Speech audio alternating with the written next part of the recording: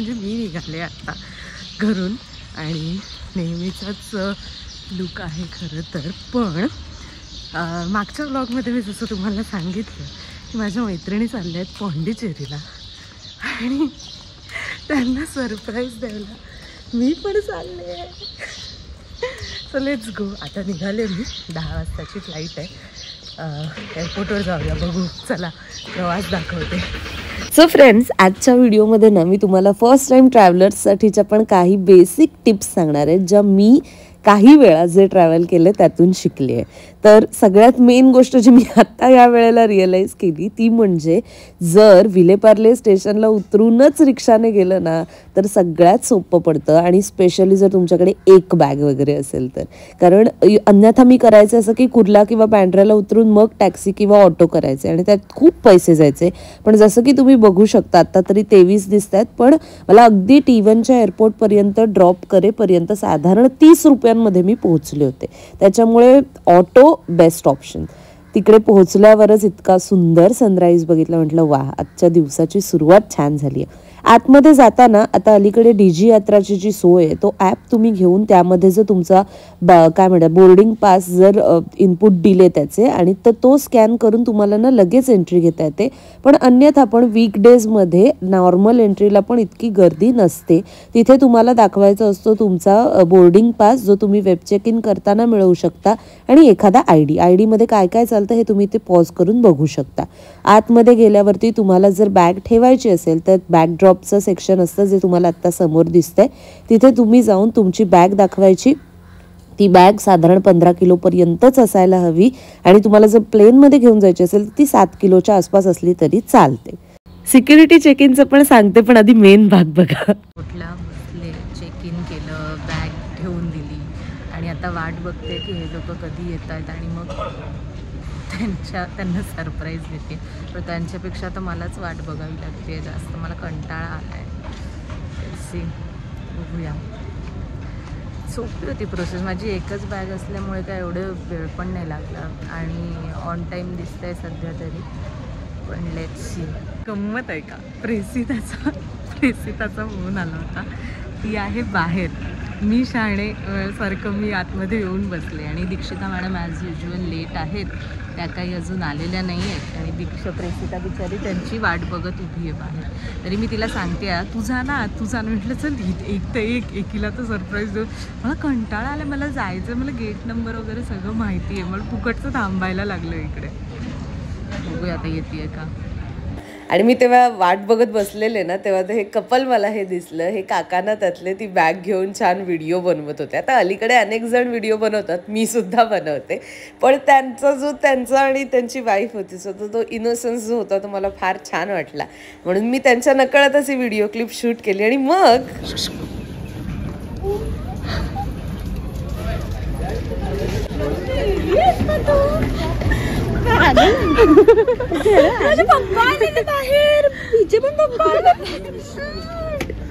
नाच होता.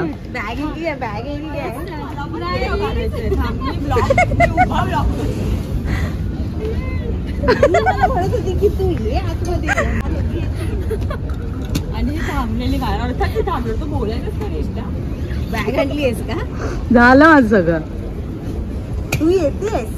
हा, तू येतेस मग खरं सांग.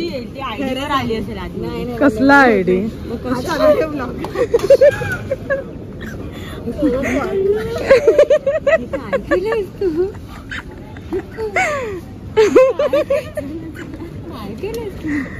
काय पप्पा मम्मी काय कसं तिकीट आहे.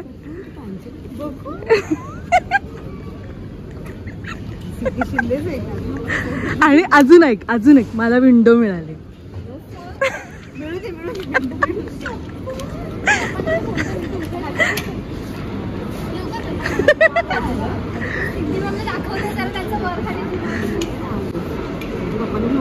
हे लाईन लावा यार, लाईन लावा. इकडून जा.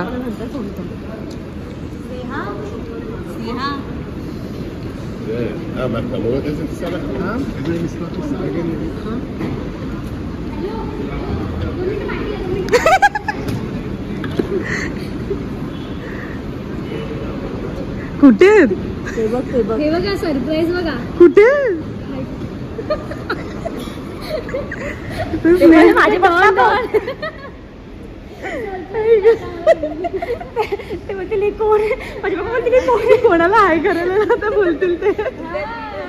माझ्या पप्पांना पण सांग ग्रुप या आता असं होईल की ती जाईल आणि आपण राहू, आपलं करायचं बाकी. तू तर चलच. सो असं झालं सरप्राईज. मी काही कारणास्तव आधी ट्रिप कॅन्सल केली होती, पण नंतर ते जुळून आलं आणि म्हणून मी तिकडे गेले आणि हे सगळं जे घडलं ते तुम्ही पाहिलंतच. दीक्षिताची डान्स स्टेप पण त्याचाच एक भाग होती. सो त्यानंतर आम्ही गेलो सिक्युरिटी चेक इनला. आमच्याकडे ज्या बॅग्स होत्या त्यामध्ये फार काही सामान नव्हतं, सो कमी वेळ गेला. तिथे ट्रेज असतात अवेलेबल, तिथे आपल्याला इलेक्ट्रॉनिक वस्तू वेगळ्या आणि आपल्या बॅग्स वेगळ्या असं चेक इनला द्यायचं असतं आणि ते झालं की मग तुम्ही डन असता. आलो आम्ही आज. सिक्युरिटी चेक इन वगैरे सगळं झालं. आता बोर्डिंग सुरू व्हायला थोडा वेळ आहे. तत्पूर्वी भेटा आता फायनली यांना नॉर्मल याच्यामध्ये. स्नेहा, प्रेसिता, दीक्षिता यांनी मला 4 दिवसात, त्या दीक्षिताने विशेषतः एवढी बडबडली. काल ती माझं काळं म्हणजे तोंड काळं करणार होती, निषेध लाल करणार होती, लाल. पण मी फायनली आले. तुम्हाला सरप्राईज कसं वाटलं तेही कमेंटमध्ये सांगाच. आणि पॉंडिचेरीचे मी 3 दिवस असणार आहे, हे लोक 4 दिवस असणार आहे. सो जी काही ट्रिप होईल सगळी आयटिनरी वगैरे मी सगळं शेअर पाहिजे. हे विमानाने टेक ऑफ केलं इकडनं, आमचं नाही आहे ते. आणि आता टिफिन आणलं आहे कारण इकडे क्रेझी शीट महाग आहे सगळं, त्याच्यामुळे आम्ही टिफिन आणले त्या लोकांनी घरून. मी खाते, मला पण थोडी भूक लागली. आता बघते विमानामधला लुक दाखवते तुम्हाला. आणि मग फायनली बोर्डिंग सुरू झालं. आम्ही तिघींची सीट एकत्र होती, मी, प्रेसिता आणि स्नेहा. त्यात मला विंडो मिळाली होती आणि दीक्षिताची पुढे होती कारण आम्ही बुकिंग करताना काहीतरी गडबड झाली होती. पण अन्यथा जर तुम्ही तिघींचं वगैरे एकत्र बुकिंग केलं ना तर तुम्हाला एकत्र सीटसुद्धा मिळू शकतात. इंडिगोच्या विमानाने आम्ही गेलो होतो. सकाळी 10 वाजताचं फ्लाईट होतं, जे साधारण 1 तास 30 मिनटं 50 मिनटं या अंतराने चेन्नईला पोहोचणार होतं आणि चेन्नईतून मग पुढे 3 तासाचा प्रवास होताच. तोही प्रवास मी तुम्हाला सगळा दाखवणार आहे. इंडिगोचं विमान असलं तरी यावेळी काय ऑरेंज शेडचं होतं वगैरे वगैरे, त्याच्यावरून मला अनेकांनी विचारलं म्हणून दाखवलं. स्नेहाने आणली आहे नानकटाई, येस होममेड नानकटाई आणलेली आहे. आणि आता दीक्षिताची सीट खूप पुढे आहे, तिथे नाही येऊ शकत.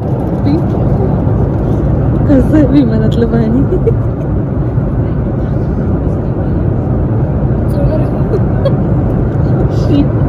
सो आमच्यापैकी स्नेहा आणि दीक्षिताचा हा पहिला विमान प्रवास होता. मी आधी गेले, प्रेसिता पण एका कार्यक्रमासाठी गेली होती, त्यामुळे स्नेहाला विंडो सीट हवी होती. सो तिला ती मिळाली फॉर्च्युनेटली. आणि देन दीक्षिता पुढे बसली होती. दीक्षिताला जाताना नाही शक्य झालं, पण येताना ती विंडो सीट मिळाली होती. आणि मग काय टाइमपास करायचं कारण नेट वगैरे काहीच नसतं ना.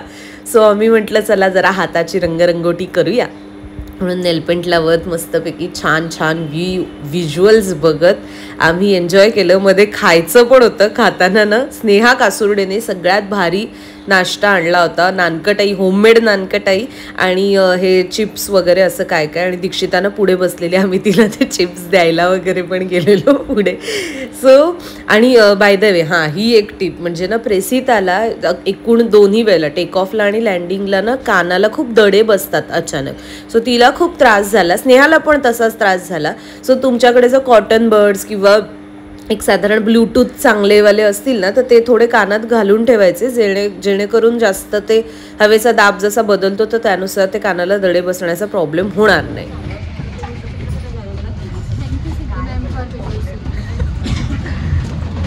चला आता बॅग घेऊन मग आता फायनली पोचलोय चेन्नईला आणि बघू.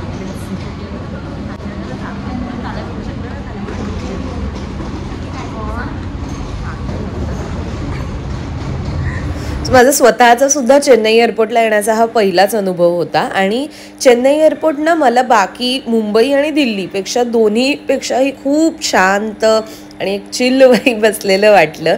तिथे छान छान छोट्या छोट्या गोष्टी होत्या, जसं की ही एक बोट होती आणि त्यावरती हे जे म्हणजे ते मला वाटतं मासेमारीच्या संदर्भातलं हे व्हिज्युअल त्यांनी बनवलेलं लाकडापासून, आणि वरती पण जे तुम्ही बघताय ते लाकडी स्ट्रक्चर आहे. नटराजाची छान मूर्ती होती. आणि हा बॅगेज बेल्ट, जेव्हा आपण सामान ठेवलं होतं ना मुंबईला, ते तिकडे विमानात अनाऊन्स होतं की तुमचं बॅग आता या बेल्टवर येणार, मग तिथे जाऊन तुम्ही थांबायचं आणि तिथे तुम्ही कलेक्ट करू शकता. तिथून बाहेर पडलो आम्ही. मग चेन्नईवरून पॉंडिचेरीला जाण्यासाठी अनेक ऑप्शन्स अवेलेबल आहेत. त्यापैकी 2 म्हणजे एक म्हणजे बस आणि ऑफकोर्स दुसरी म्हणजे कॅब ना मी तुम्हाला असं सजेस्ट करीन की तुम्ही शक्य झाल्यास उबरसुद्धा चेक करू शकता, कारण उबरवरती रेट कमी होते, जे आम्हाला कम्पॅरेटिव्हली लोकल जे होते त्यांना जास्त द्यावे लागले. पोचलो मी चेन्नईमध्ये डे 1 आणि आता चाललो आहे पॉंडिचेरीला जायला. मी तुम्हाला ना at the end of the vlog मी सगळे जे आता एका दिवसाचे जे एक्सपेन्सेस आहेत ना ते मी तुम्हाला नीट सांगेन. आता चेन्नईवरनं आम्ही कॅब केली, आम्ही सिन्स 4 जणी आहोत म्हणून, आणि म्हणजे बसची सुविधा पण आहे इकडून. फक्त बसला 4 तास लागतात, कॅबला 2 तास लागतात, कारण बस पूर्ण फिरून जाते. असं सगळं आहे. आणि दीक्षिता आता फायनली दिसते व्लॉगमध्ये. तिची सीट ॲक्च्युली आम्ही बुकिंग करताना कसं तिची पुढे आली होती सीट आणि आम्ही तिघी एकत्र होतो असं. सो येस, बघा पुढे ब्लॉग चेन्नईचे व्हिज्युअल्स दाखवते. जितकं कव्हर होईल ते ह्या ब्लॉगमध्ये करते. अदरवाईज पॉंडिचेरीमध्ये आज कुठे कुठे फिरणार आहे ह्याचं मी कदाचित बघूयात आपण, जसं ब्लॉग पुढे जाईल तसं मी तुम्हाला सांगते. So yes, Ganpati Bappa Morya. आता निघालो आम्ही पॉंडिचेरीवरून वाटेतात आणि हे मॉटेल मल्ला म्हणून एक आहे, जेवायला ब्रेक घेतलाय. साधारण इथून अजून 98 किलोमीटरवर पॉंडिचेरी आहे. काहीतरी खाऊन घेतो आणि मग आपण पुढे जाऊया. ते नवीन सगळे व्लॉगर्स आहेत बघा. तू इंग्लिश मधला व्लॉग करते. सो बेसिकली या मॉटेल मल्लामध्ये पण खूप सुंदर जेवण होतं. आम्ही गेल्या म्हटलं आधी साऊथ इंडियन खाऊ. सो घी रोस्ट, मसाला डोसा, सेट वडा वगैरे असं काय खाल्लं आणि ते खूप छान होतं चवीला. माझं व्हिडिओ शूट करणं नाही झालं कारण माझा फोन चार्ज नव्हता.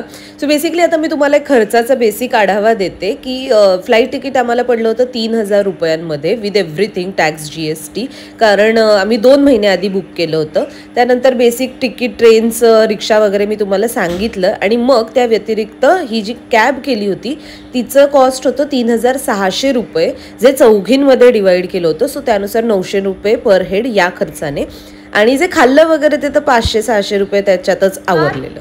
आले मी पॉंडिचेरीच्या हॉटेल रूम मध्ये. सध्या ट्रिबो साऊथ ॲव्हेन्यू असं जे रेल्वे स्टेशनच्या अगदी जवळचं जे हॉटेल आहे ते आम्ही बुक केलेलं आहे. मी तुम्हाला रूम टूरचा जो पूर्ण हे आहे, व्हिज्युअल्स आहेत आणि माहिती आहे ती पुढच्या व्लॉगमध्ये देते, कारण आता आम्ही सगळे खूप दमलेलो आहोत आणि सगळं आवरून आता जस्ट आलोय. बॅग्स वगैरे अशाच टाकल्यात आणि ते सगळं आवरून चेंज वगैरे करून थोडं फिरायला जाण्याचा प्लॅन आहे. पण हा व्लॉग आपण इथेच संपवूया आणि जे काही मी आजच्या दिवसभरामध्ये, आजच्या म्हणजे पुढच्या व्लॉगमध्ये जे मी तुम्हाला पॉंडिचेरीमध्ये आम्ही फर्स्ट डे मध्ये काय काय केलं ते सगळं दाखवेन. So that's it for today. आणि मुंबई टू पॉंडिचेरी प्रवास तुम्हाला कसा वाटला, सरप्राईज तुम्हाला कसं वाटलं, आणि अर्थात हे आता विमानातले व्हिज्युअल्स कसे वाटत आहेत हे कमेंट करून नक्की कळवा. पॉंडिचेरीमध्ये मी 3 दिवसात असताना काय खर्च केला, कुठे फिरले, काय काय खाल्लं, हेही मी व्लॉग्स तुमच्यापर्यंत लवकरच घेऊन येईन. आणि त्यामुळे आपल्या चॅनलला सबस्क्राईब करायला विसरू नका. पॉंडिचेरीमध्ये जे कपडे वापरले होते त्याचा पण एक वेगळा व्हिडिओ मी केलेला आहे. तो अगोदरच आपल्या चॅनलवरती आहे, म्हणजे मी जेव्हा शॉपिंग केली तेव्हाच तो टाकला होता. सो तो सुद्धा तुम्ही नक्की नक्की नक्की बघू शकता. आणि येस, छान झाली खरं तर ट्रिप. आयत्या वेळी सगळं जुळून आलं, प्लॅनिंग झालं, गेले. आणि खरं तर मला वाटतं तीच मजा आली की पुढे जाऊन कदाचित जो खर्च झाला त्यापेक्षा पण मी ह्या ट्रिपला गेले हे माझ्या जास्त लक्षात राहील आणि कसे गेले हेही लक्षात राहील, अर्थात व्लॉग्सच्या माध्यमातून सुद्धा. सो चला, बाय.